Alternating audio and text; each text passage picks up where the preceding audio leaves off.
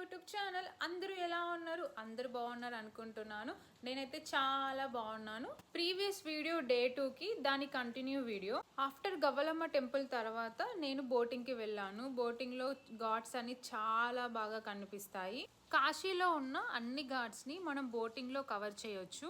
ఈ వీడియోలో చూపిస్తున్న శివుడు ఆర్ట్ ఏ ఘాట్లో ఉంటుంది అనేది చాలా మందికి తెలియదు. బృందికోట ఘాట్లో ఉంటుంది.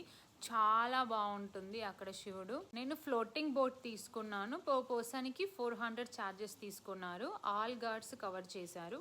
ఆఫ్టర్ బోటింగ్ తర్వాత నేను రూమ్కి వెళ్ళి ఫ్రెష్ అప్ అయిపోయి ఈవినింగ్ గంగాహారతి కోసం ఘాట్కి వెళ్ళాను. ఘాట్కి నేను 4 o'clockకి వెళ్ళాను. గంగాహారతి 6 o'clockకి స్టార్ట్ అవుతుంది. ఎందుకంటే మన ఫస్ట్ రోలో ఉంటే క్లియర్గా చూడొచ్చు గంగాహారతి. మనకు దగ్గర నుంచి చూస్తే ఆ ఫీల్ వేరే ఉంటుంది.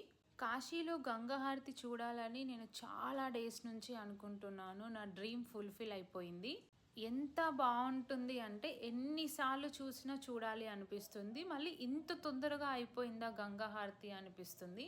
మీరు ఎవరైతే కాశీ రావాలి అనుకుంటున్నారో గంగాహారతి మాత్రం అస్సలు మిస్ చేసుకోకండి గాయస్. గూస్ బంప్స్ వస్తుంది. అంత బాగుంటుంది కాశీలో గంగాహారతి. ఆఫ్టర్ గంగాహారతి తర్వాత నేను గంగలో దీపాన్ని వదిలేసి గంగమ్మకి మొక్కుకున్నాను అంతా మంచి జరగాలి అని. దాని తర్వాత నేను స్ట్రీట్ షాపింగ్కి వెళ్ళాను. కాశీలో చాలా బాగుంటుంది. స్ట్రీట్ షాపింగ్లో అమ్మాయిల కోసం ట్రెండింగ్ డ్రెస్సెస్ ఉంటాయి. దీనితో నా డే 2 వీడియో కంప్లీటెడ్ గాయస్.